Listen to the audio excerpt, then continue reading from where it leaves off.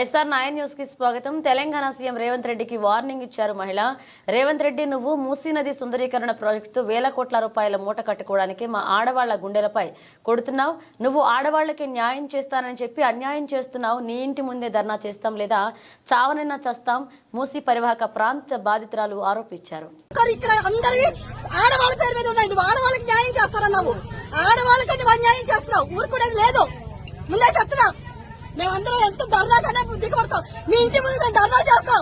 నువ్వెలా సుఖంగా ఉంటావు మేము చూస్తాం. మీ ఇంటి ముందే మేము చేస్తాము.